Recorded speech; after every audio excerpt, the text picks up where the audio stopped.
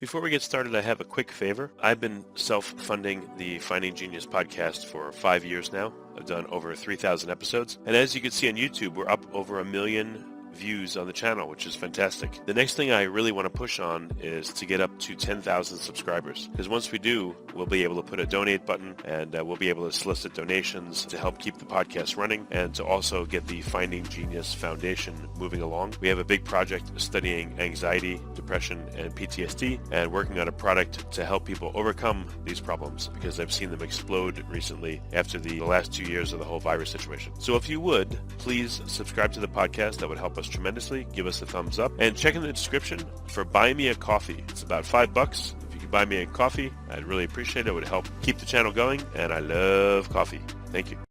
Forget frequently asked questions. Common sense, common knowledge, or Google. How about advice from a real genius? 95% of people in any profession are good enough to be qualified and licensed. 5% Go above and beyond. they become very good at what they do, but only 0.1%. are real geniuses. Richard Jacobs has made it his life's mission to find them for you. He hunts down and interviews geniuses in every field: sleep science, cancer, stem cells, ketogenic diets, and more. Here come the geniuses. This is the Finding Genius Podcast With Richard Jacobs. Hello, this is Richard Jacobs with the Finding Genius podcast. My guest today is Kison Patel. He's the founder and CEO of DealRoom and M&A Science. So we're going to talk about both of these platforms and M&A, meaning mergers and acquisitions, and Kison's work, with DealRoom. So welcome. Thanks for coming. Thanks for having me, Richard. Yeah, tell me, what is DealRoom? What's the premise of the company? And, what kind of work do you do in the M&A space? DealRoom is software for managing mergers and acquisitions. I think what's unique about our product is when we think of software for M&A, a lot of times people think of data rooms, and a lot of those products are really designed for selling businesses. We built a platform designed for the buy side. So most of our customers are large strategic corporations, think of your Fortune 500 companies, and then also private equity-backed roll-ups, companies that are consolidating industries like specialized healthcare, wealth management, accounting, managed service providers, etc. And they use our platform to manage the entire life cycle of M&A from the buy side. So doing all your sourcing activity, to due diligence, integration, reporting, and now we've added more recently some features around contract analysis, leveraging AI. Okay, so I don't know much about M&A, but yeah, how do you, so if you have a client that wants to do like a vertical integration in healthcare space, how do you help them identify targets? Like what are some of the factors that go into that? So usually they use our platform for more of the management execution. And there typically is a team, corporate development, or some kind of in-house team that is executing M&A against a company strategy. So they have a broad company strategy, and then from there, they'll shape a specific M&A strategy. That way they have clarity on what kind of companies would fit that strategy that would align with the broader corporate strategy. And then they would identify those companies and they could use third-party data sets. More often than not, you can just Google and find a lot of opportunities that way. Or sometimes you may recruit like a third party to help do the research or essentially be like a buy-side banker for you. And then you identify those targets and they'll manage sort of that workflow. Because a lot of times it's just, knock on a door and all of a sudden it's like, yeah, I want to sell, send me an offer. It's a lot of nurturing relationships, Richard. It usually takes about 1 year on average, to nurture a relationship where it becomes an executable deal. And once you go through the next steps, you typically will have like an NDA signed and you'll start sending an initial request of diligence information so that you can start putting an offer together. And that's where diligence will begin. You start putting a data room together to transmit that information back and forth, follow up with some clarification questions and build a working model so you can get a sense of how you would value the business. And if there's any internal approvals you need before you can put an offer, you go through that. And then you would submit a letter of intent to this target company. And maybe there's some negotiations, but at least agree on the general terms. And once you agree on those general terms, then you move through confirmatory diligence, which really gets expansive and get a lot more people involved. Maybe some third parties to literally look at the accounting and operations and start planning how you're going to integrate the company. And that moves you through that process to get to a purchase agreement, which then you sign, execute, and then move into transitioning the company through the day one event. And that's when you move right into integration. And like all that activity, we sort of provide the technology to manage it all. So typically it's like very scattered. In the old way of doing things, a bunch of spreadsheets and data rooms and internal drives and emails. So really giving like one central, it's like kind of like the sales team using Salesforce, just being able to centralize it. Well, let's start at the beginning. Is it always that a bigger company will buy a smaller one, or sometimes you have a small one try to eat a bigger one? Like what are the factors that companies look for? Is it someone's a competitor, but they also do things you don't, and you want to expand off your base, or what are the various targets and target reasons for companies to acquire others? The strategic drivers can vary. You could go from buying a business to expand your market share or geography. So we've done that. We looked at deals that get us in maybe the European market when we're more focused here in the U.S. We've looked at businesses where they may be more focused in a certain industry focus that we don't have. So we looked at one that had a strong healthcare focus that could introduce us to some new customers. And then we also look at technologies that are adjacent. Like maybe they're not selling, they might sell the similar profile of a customer, but they're selling a different solution to them, which is like, wow, we could probably cross-sell these two products to both of our customer bases. We look for those type of things as well. Sometimes we look at companies where maybe the product is really outdated, but the customers seem like a pretty good batch of customers, and there's so much commonalities with one of our technology products. We could basically buy the business for the customers, where you would migrate the customers to our product and then kill off their technology, or sunset, probably more friendly term to use. So it's like varying degrees of that strategy. Sometimes you may just buy a business because you need the engineering talent.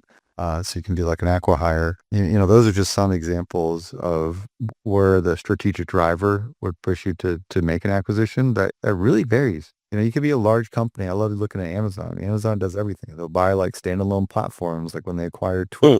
A lot of people don't know this, but Alexa was actually a string of 3 acquisitions that they put together to be able to create that technology and get out to market as a first comer advantage. Oh, wow. So, Whole Foods, the way they sort of acquired that and integrated it and really expanded their food distribution. There's a lot of those things, which is pretty cool when you see those announcements. As even reading through the press release and seeing how they explain or elaborate the strategic rationale for doing the deal. So how does your platform help with this initial stage to identify targets, or, is it more to organize them? Like, my industry is really big and there's like 35 different targets. I got to keep tabs on all of them because, take a while. Yeah. How does your platform help at this stage? Yeah, we're typically working with more mature corporate M&A teams that have something in place, like they're already actively doing 2 or more acquisitions a year, and they need the platform to really start centralizing information. But then it enables the collaboration, right? When you're buying a company, you typically end up with more people involved in an M&A deal than anybody else. More people than the bankers, the lawyers, the consultants, and the sellers. The sellers typically want to keep it very hush-hush. They don't want to disrupt the business. They don't want it impacting. They don't want any unnecessary press. There's a lot of sensitivity until they have this high level of assurance that the deal is going to go through. So usually buyers that end up, and we work with one, we have a large Fortune 500 manufacturer that any given deal they work on, there's 100 people involved with it. So for them to have a process standardized where everybody's familiar with the product that they use to manage M&A, the workflows, and it becomes consistent, they'll continuously improve it as they do more deals. Data just get better. M&A becomes a real program for them. What happens with M&A? I mean, so I've worked in different industries where there's like this argument, should you really research your prospects fully first and then only go to the ones that it looks likely that you could work with? When you cast a broader net, you don't do as much research, and the ones that say, yes, I'm willing to talk to you, then research them more. How does M&A tend to work better? Now we're getting the fun stuff. We're talking about buyer-led M&A, something I've done a lot of research around. And I've seen this pattern very consistent. When you look at a company doing their first acquisition, they may be more responsive to it. They may have some investment banks that invite them to come bid on that opportunity, and then they go out and pursue it, or it comes through some kind of inbound means. But when you look at a buyer-led approach, what you're doing is really defining an M&A strategy. You're looking at your broader corporate vision, like, hey, where are we going to be 10 years from now? And what does that strategy look like for the broader company? How do we build this M&A strategy where we can leverage M&A as a tool to help us achieve those goals faster. That allows you to sort of really crystallize like what are those exact companies, what are the attributes of those companies that are going to fit really well to be able to achieve that broader company vision. And the better you really refine that and distill it down, it's going to make it really clear which companies fit in that criteria and which ones don't. And if you can really do that well, you'll be able to have that approach where you can identify companies and quickly rationalize it and see if there's that fit or not. And you want to be able to do that without wasting a lot of time. If you don't define it clearly, you end up looking at a lot of companies and finding out the hard way that they're not a fit. And the better you can do that early and have a process to do that, it helps with the filter process. But more importantly, it helps with the communication with your broader company, where you can communicate that to the broader company of like, hey, this is what our M&A program looks like. These are the companies that would fit the right criteria. I've seen companies incentivize their entire corporation to bring those deals and get a bonus, just like you would for referring your friend into the organization. And it's been pretty lucrative. But the better you define it, the better people understand it, the better know what companies are going to fit well for the M&A program. And then it also comes back around when you actually do make those acquisitions and are integrating the company. There is clarity into why the company did the deal. When you don't have that clarity, people get confused. You don't get that same level of alignment and execution on the actual value creation activity that happens after you purchase the company. So the more you crystallize the why of buying specific types of companies, it's just all around better for you to identify them, quickly tell if they're a fit or not, and be able to have that story with your internal team and get buy-in as you move through the process. Before we continue, I've been personally funding the Finding Genius podcast for 4.5 years now, which has led to 2,700 plus interviews of clinicians, researchers, scientists, CEOs, and other amazing people who are working to advance science and improve our lives and our world. Even though this podcast gets 100,000 plus downloads a month, we need your help to reach hundreds of thousands more worldwide. Please visit findinggeniuspodcast.com and click on Support Us. We have 3 levels of membership from $10 to $49 a month, including perks such as the ability to see ahead in our interview calendar and ask questions of upcoming guests, transcripts of podcasts you're interested in, the ability to request specific topics or guests, and more. Visit findinggeniuspodcast.com and click Support Us today. Now back to the show. Well, what tells you if a company is a fit or not? What are some of the factors that a company would look like? Yeah, when you set up that criteria, it could be certain ways of the culture, like the way the company operates.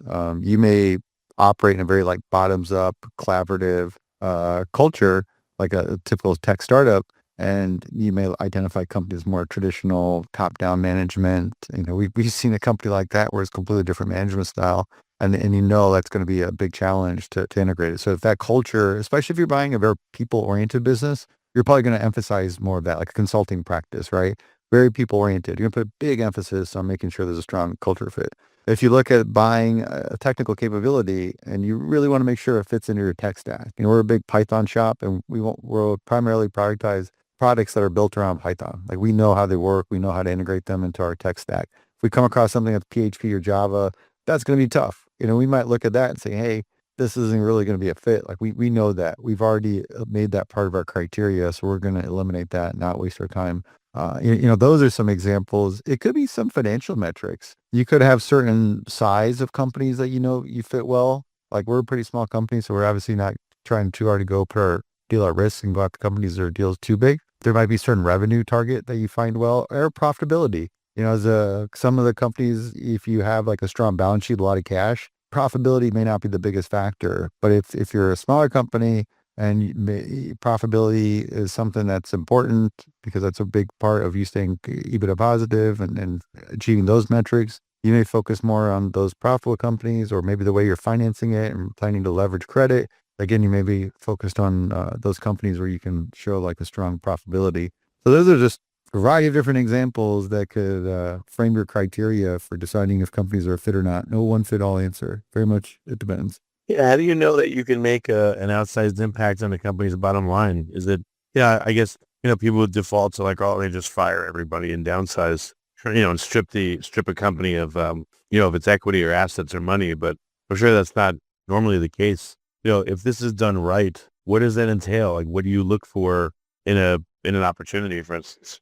Synergies. The main thing is modeling out synergies when you're building your valuation model and there's two types of synergies. There's cost synergies and revenue synergies. So if we're going to buy this company, I know we're more than likely going to consolidate the finance and HR departments. So if they have dedicated finance team, HR, those are roles that are likely going to get eliminated. And that's going to be cost synergies. Like we would eliminate those and reserve those costs. If we were going to do combining systems, looking at their tech stack, what that looks like, those are other areas that we'd look at and say, hey, what are pretty tangible things of being able to combine the businesses for the cost synergies. Revenue synergies, I know a lot of people, they won't take bets on revenue synergies. They don't add them into the model. But again, I think it really depends on your appetite and approach. You may have a deal where it really hinges on revenue synergies, that you're going to buy this product and you have a very large distribution. You're anticipating increasing revenue based on your distribution model, and that's a big part of your investment thesis. And then you may apply the revenue synergies where you plan to cross-sell that product into your distribution channels and increase the revenues that way. And that becomes part of your model and how you're going to create value. I don't know if you ever watched the show Shark Tank, but is that show like absurd, or does it have any relevance on what may happen in like a real life M&A situation? Does it give a peek into what actually happens, or is it just TV entertainment BS? I mean, some of the fundamentals may apply when they start thinking through what a business potential is. I know a lot of the products on Shark Tank tend to be more consumer oriented. When we start looking at other types of like enterprise oriented businesses, you may have a different view when you start looking at larger businesses and different business models. So you tend to see a little bit of a template of these kind of B2C type of businesses on there.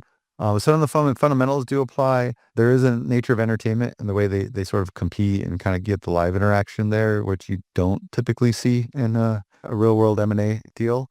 See some forms of it. You'll see investment banks try to create a competitive process, and there's some pros and cons of that too. You can create a competitive process, which does make an environment that likely gets increased bids and pushes for a higher price. But on the flip side, you could turn off some of the buyers that are more of the savvy buyers that could be a potential good partner fit as well. So I think there's a lot of consideration in how you approach it. Do you go on Shark Tank, go public and try to get publicity and see if you can get an offer that works well, or do you shop around quietly and be more strategic about it? Do you ever do any exotic stuff like you buy a shell company that is publicly traded, and so you can get publicly traded, or like these like reverse mergers into a larger company or a company that's overseas, that kind of thing? I've worked on some of those deals earlier in my career, and they're often weird, hairy deals. Like, be honest, I've never done one that just turned out to be such a big win. I've had one I worked on that had some initial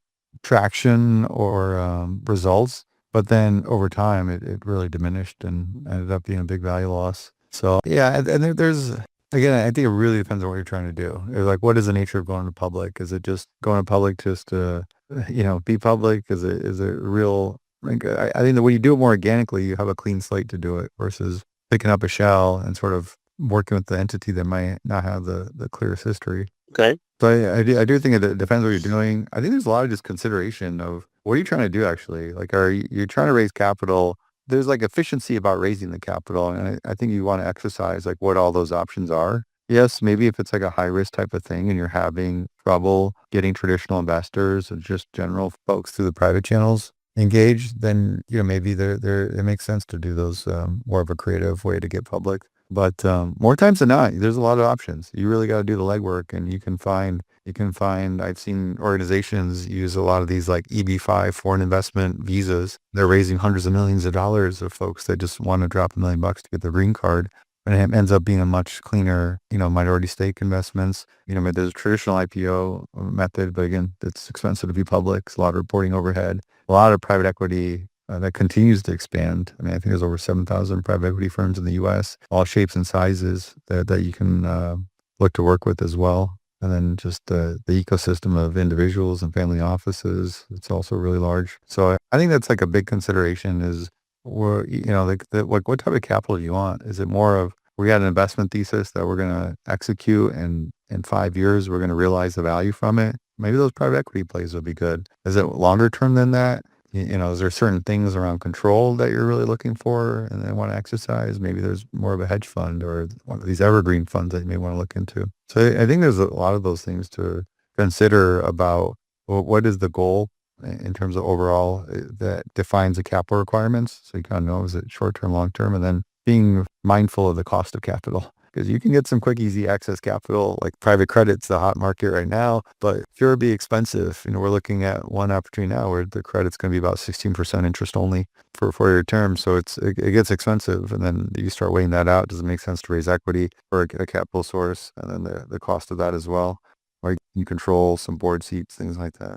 Yeah. Any anecdotes, you could redact as much as you want, but many super interesting mergers that you worked on, and we want to incorporate the new technology you guys have created, the buy side.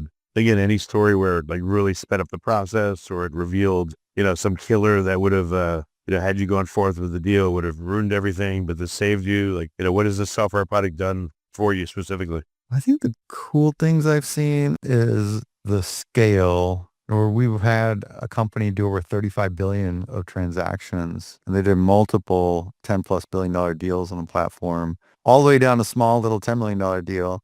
And I think that sort of magnitude of scale was amazing to see, that they've worked with a lot of the who's who investment banks, the JPM, the Goldman Sachs, and being able to have that and know that we were the platform that they facilitated the whole transaction on.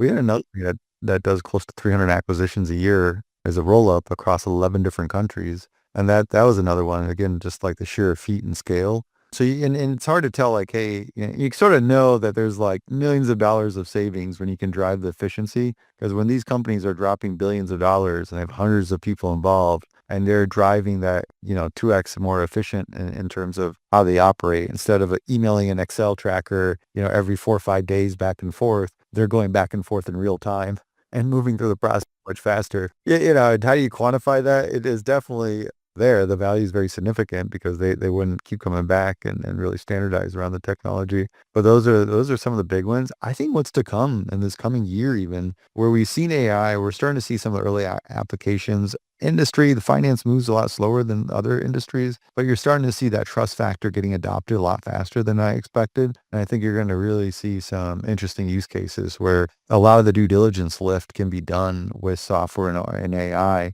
that you could see right now. A typical deal, let's say, for example, $100 million M&A deal, about 5% of it goes to expenses of doing the deal, right? You got your lawyers, the consultants, the bankers, other providers that you're going to end up paying, and roughly it's about 5%. Just general rule of thumb. It could go up, down, whatever. But you look at all the way that you can apply AI to that process, reducing fees on the consulting, legal, banking side, you can get that down by 80%. I wouldn't be surprised if we start seeing in 2 years from now a market where you can do M&A for 1% instead of 5%.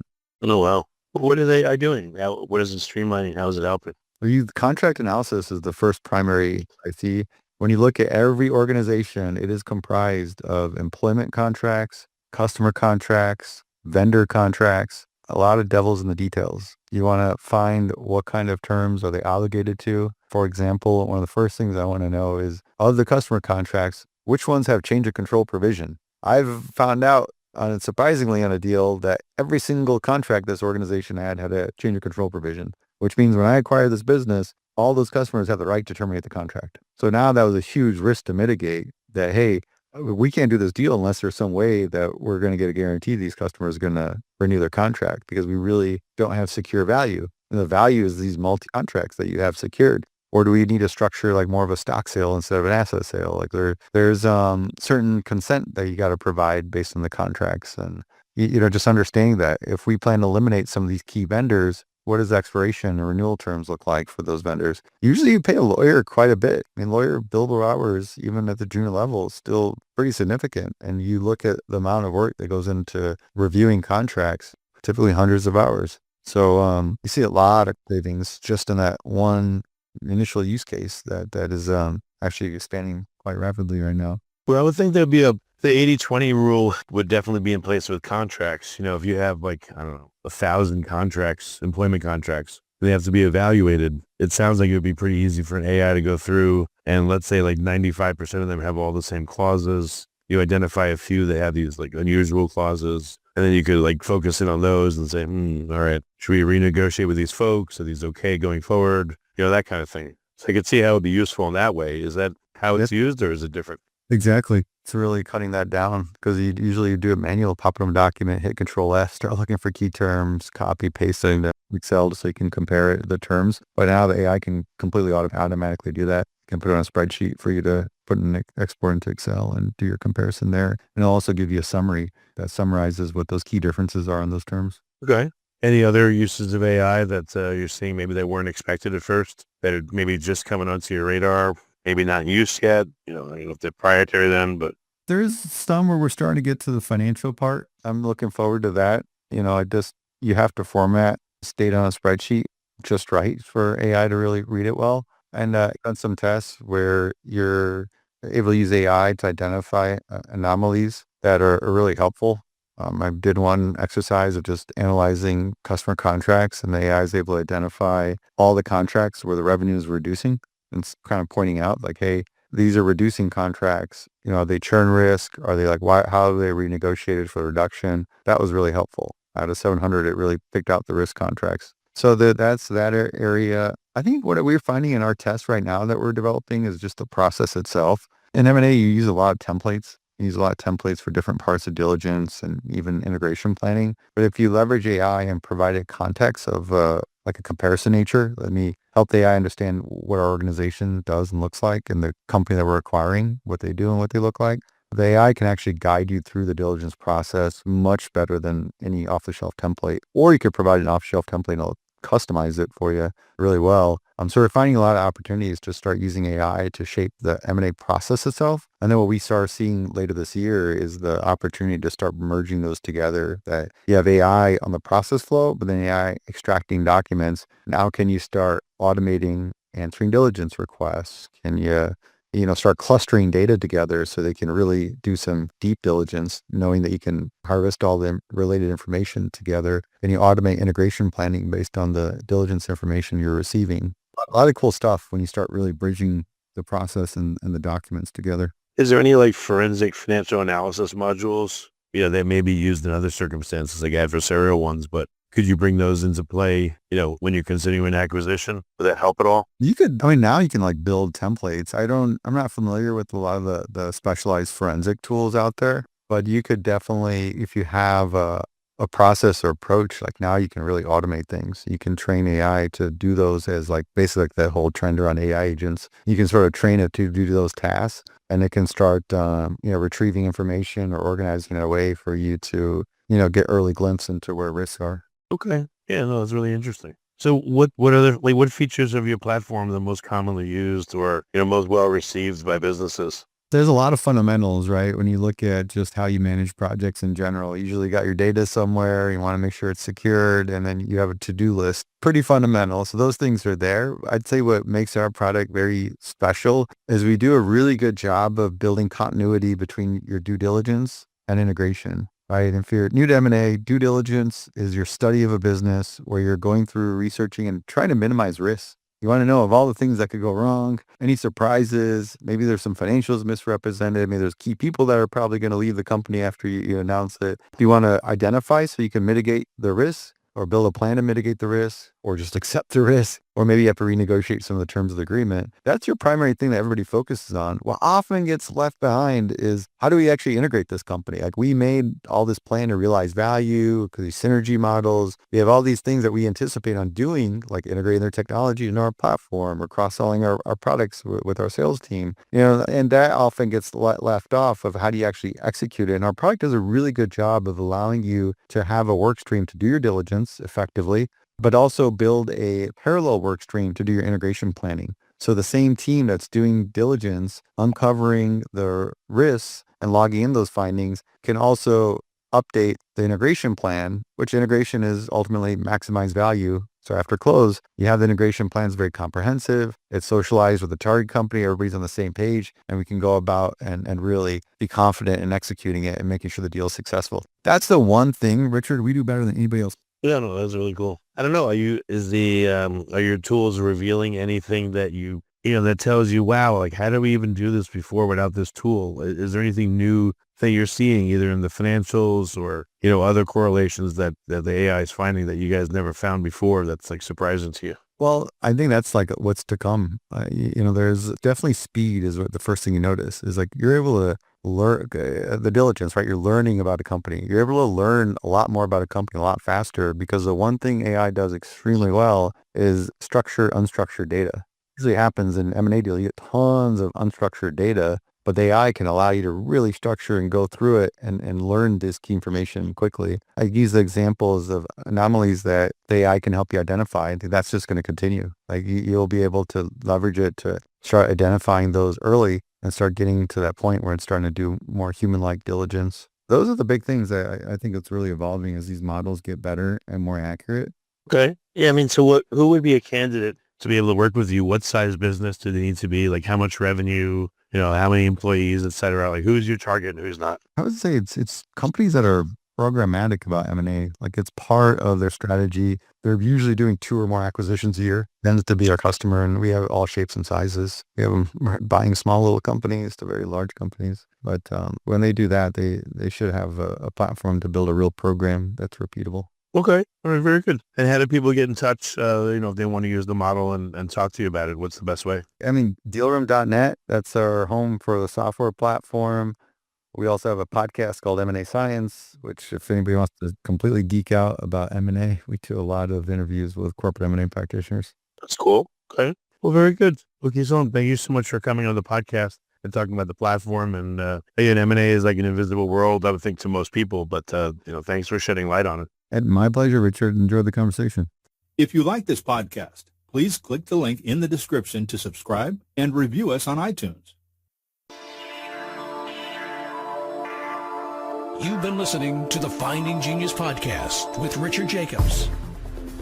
If you like what you hear, be sure to review and subscribe to the Finding Genius podcast on iTunes or wherever you listen to podcasts. And want to be smarter than everybody else? Become a premium member at findinggeniuspodcast.com.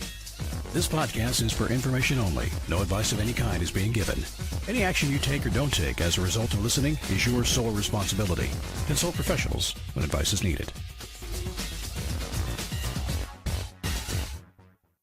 You to, get early glimpse into where risks are. Okay. Yeah, no, that's really interesting. So what features of your platform are the most commonly used or, most well received by businesses? There's a lot of fundamentals, right? When you look at just how you manage projects in general, you usually got your data somewhere, you want to make sure it's secured, and then you have a to-do list. Pretty fundamental. So those things are there. I'd say what makes our product very special is we do a really good job of building continuity between your due diligence and integration. Right. And if you're new to M&A, due diligence is your study of a business where you're going through researching and trying to minimize risks. You want to know of all the things that could go wrong, any surprises, maybe there's some financials misrepresented, maybe there's key people that are probably going to leave the company after you announce it. You want to identify so you can mitigate the risk or build a plan to mitigate the risk or just accept the risk. Or maybe you have to renegotiate some of the terms of the agreement. That's your primary thing that everybody focuses on. What often gets left behind is how do we actually integrate this company? Like we made all this plan to realize value, because these synergy models, we have all these things that we anticipate on doing, like integrating their technology into our platform or cross-selling our products with our sales team. And that often gets left off of how do you actually execute it. And our product does a really good job of allowing you to have a work stream to do your diligence effectively, but also build a parallel work stream to do your integration planning. So the same team that's doing diligence, uncovering the risks and logging in those findings can also update the integration plan, which integration is ultimately maximize value. So after close, you have the integration plans very comprehensive. It's socialized with the target company. Everybody's on the same page, and we can go about and really be confident in executing it and making sure the deal is successful. That's the one thing, Richard, we do better than anybody else. Yeah, no, that's really cool. I don't know. Are your tools revealing anything that that tells you, wow, like how did we even do this before without this tool? Is there anything new that you're seeing either in the financials or, other correlations that the AI is finding that you guys never found before that's like surprising to you? Well, I think that's like what's to come. There's definitely speed is what the first thing you notice is like you're able to the diligence, right? You're learning about a company. You're able to learn a lot more about a company a lot faster because the one thing AI does extremely well is structure unstructured data. Usually happens in M&A deal. You get tons of unstructured data, but the AI can allow you to really structure and go through it and learn this key information quickly. I use the examples of anomalies that the AI can help you identify. I think that's just going to continue. Like you'll be able to leverage it to start identifying those early and start getting to that point where it's starting to do more human-like diligence. Those are the big things that I think it's really evolving as these models get better and more accurate. Okay. Yeah. I mean, so who would be a candidate to be able to work with you? What size business do they need to be? Like how much revenue, how many employees, et cetera? Like who's your target and who's not? I would say it's companies that are programmatic about M&A. Like it's part of their strategy. They're usually doing 2 or more acquisitions a year. Tends to be our customer, and we have all shapes and sizes. We have them buying small little companies to very large companies. But when they do that, they should have a platform to build a real program that's repeatable. Okay. All right. Very good. And how do people get in touch, if they want to use the model and talk to you about it? What's the best way? I mean, DealRoom.net, that's our home for the software platform. We also have a podcast called M&A Science, which if anybody wants to completely geek out about M&A, we do a lot of interviews with corporate M&A practitioners. That's cool. Okay. Well, very good. Well, Kison, thank you so much for coming on the podcast and talking about the platform. And again, M&A is like an invisible world, I would think, to most people. But, thanks for shedding light on it. And my pleasure, Richard. Enjoy the conversation. If you like this podcast, please click the link in the description to subscribe and review us on iTunes. You've been listening to the Finding Genius podcast with Richard Jacobs. If you like what you hear, be sure to review and subscribe to the Finding Genius podcast on iTunes or wherever you listen to podcasts. And want to be smarter than everybody else? Become a premium member at findinggeniuspodcast.com. This podcast is for information only. No advice of any kind is being given. Any action you take or don't take as a result of listening is your sole responsibility. Consult professionals when advice is needed. To most people, but, thanks for shedding light on it. And my pleasure, Richard. Enjoy the conversation. If you like this podcast, please click the link in the description to subscribe and review us on iTunes. You've been listening to the Finding Genius podcast with Richard Jacobs. If you like what you hear, be sure to review and subscribe to the Finding Genius podcast on iTunes or wherever you listen to podcasts. And want to be smarter than everybody else? Become a premium member at findinggeniuspodcast.com. This podcast is for information only. No advice of any kind is being given. Any action you take or don't take as a result of listening is your sole responsibility. Consult professionals when advice is needed. Only. No advice of any kind is being given. Any action you take or don't take as a result of listening is your sole responsibility. Consult professionals when advice is needed.